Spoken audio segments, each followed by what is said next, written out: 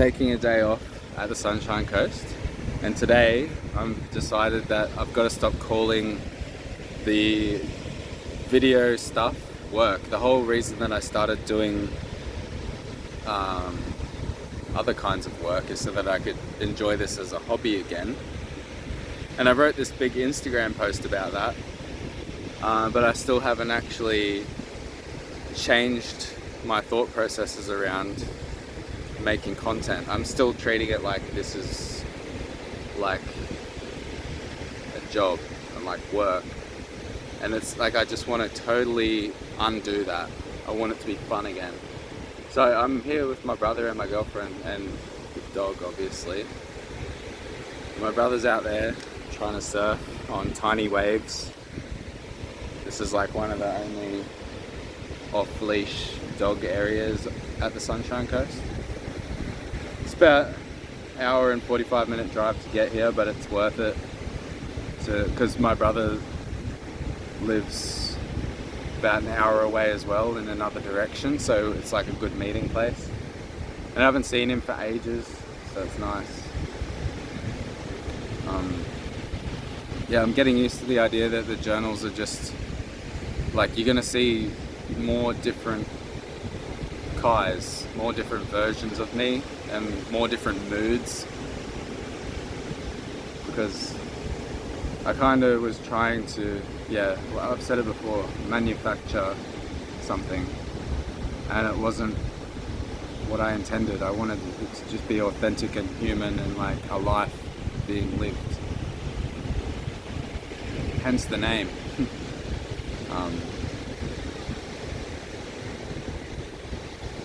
Yeah, getting back to that. Another thing that's been playing on my mind that I might document is like people watching these journals and then making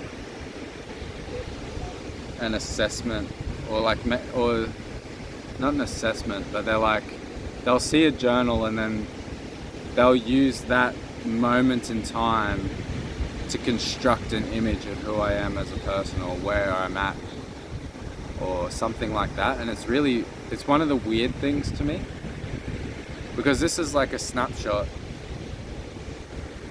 It's like the corner piece of a puzzle. Like, it's just such a tiny fraction of who I am. It's not even who I am, it's just a moment.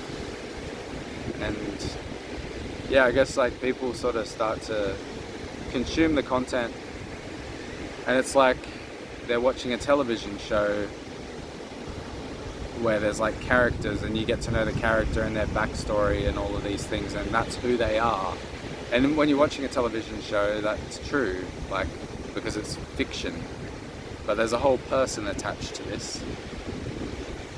And on the one hand, I think, like, wouldn't it be cool to be like, get more authentic and everything, but it's impossible, like, to ever capture everything or to like document something that is all of me. It's only ever going to be a fraction of who I am in the moment, and I'm changing.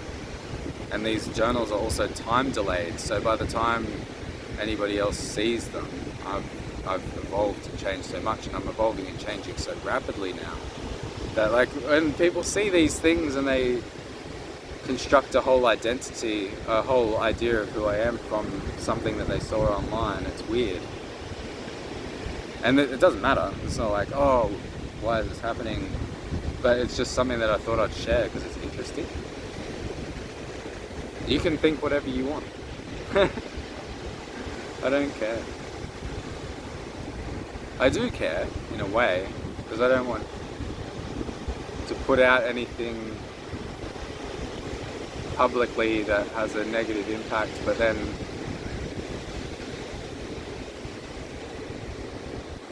everybody else's journey is not my responsibility either.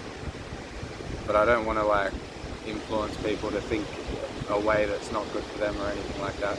This is all old stuff that I've already been over before, but it's attached to this idea that like people are seeing a fraction of me and then constructing image of who I am.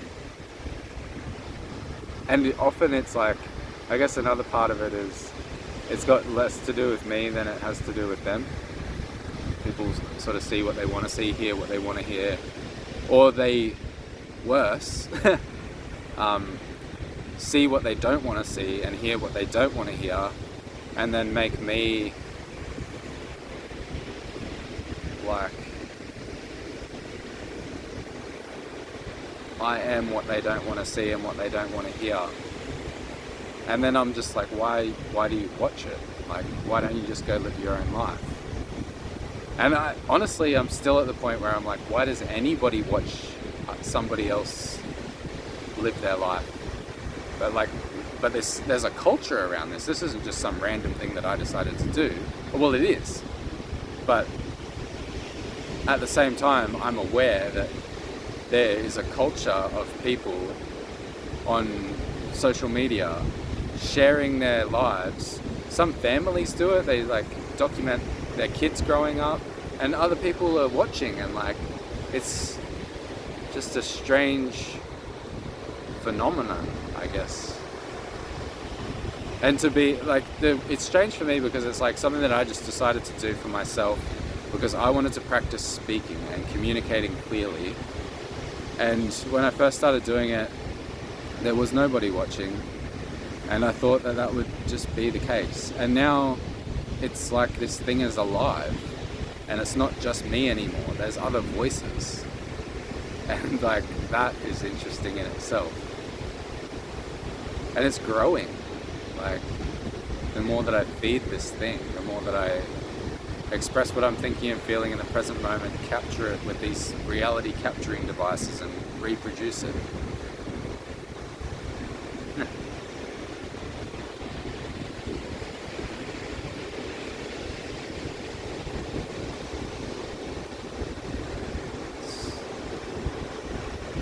There's so much going on right now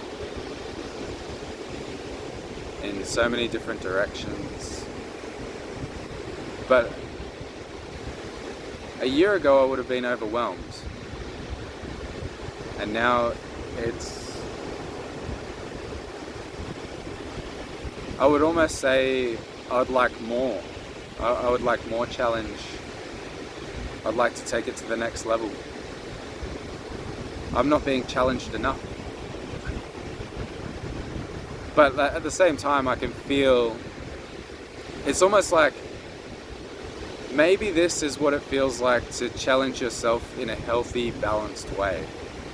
I'm being challenged through some of the work that I'm doing, some of the personal goals that I've set for myself, some of the new things that I'm trying to learn, but it's not stressful. And maybe that's actually healthy. That's what you're supposed to do.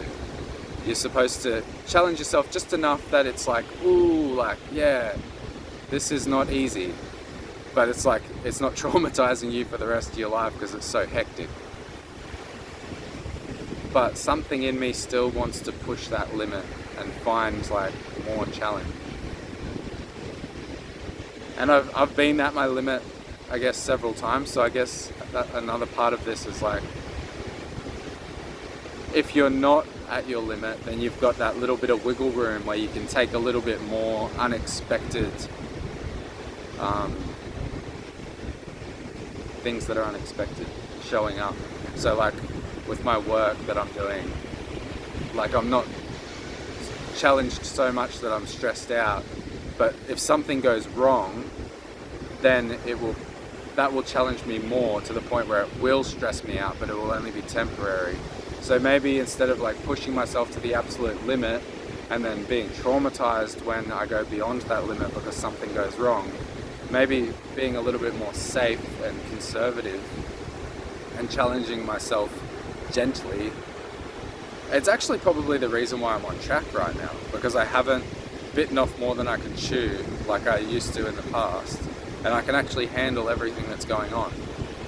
And every now and then it will be too much, but it's so temporary that it doesn't do any lasting damage to my life. Like, I can correct it, I can fix it, I can rest. Simply, most of the time, when shit hits the fan, all I need to do is rest, and then 90% of the problems that I thought I had, actually, it's just stress. And then once I'm not stressed, the problems, it's not like everything disappears or anything, but it's like that it doesn't seem like a problem anymore. It's just like, oh, yeah, okay. It goes from being like this overwhelming chaos to an organized to-do list, and I just do it, and it's gone. And that's new to me. It's somewhat new to me. Like I've had periods of that, but to have pretty much my whole life organized to this point where the word that I would use at times is bored. Like I get bored that it's too easy.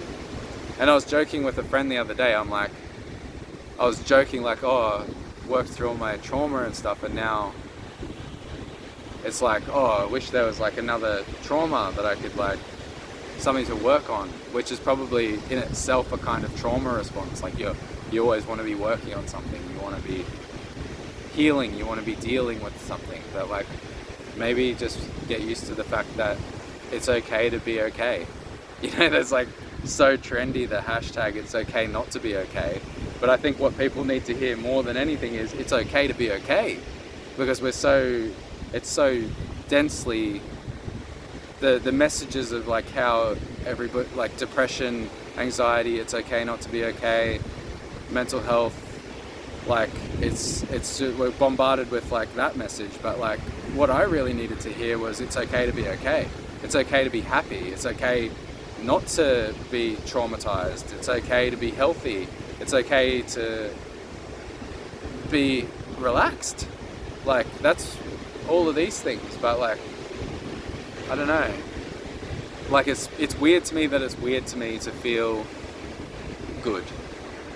But I'm slowly working through that. And that's my challenge now. My latest challenge is being okay with feeling good. And that's a pretty nice problem to have. A pretty nice challenge to have to overcome. Tahi's sooking because there's other dogs. And she wants to play, but she's still learning her social skills. This is the most social interaction that she's had with other dogs ever, perhaps. And she's been pretty good today. She's showed a little bit of aggression, but we corrected it quickly. So she's on track as well. Yeah, I'm inspired, happy, resting well, having a nice day off, and turning my creative outlet back into a hobby where it belongs, and not treating it like work and trying to like manufacture something. I just want to be. That's the point of this. So if you enjoy these videos, please pass them on to other people who might benefit. Subscribe if you haven't already. Leave your comments down below, and don't forget to hit the like button sometimes if you're really vibing with the content. And check out kailibs.com if you feel called to.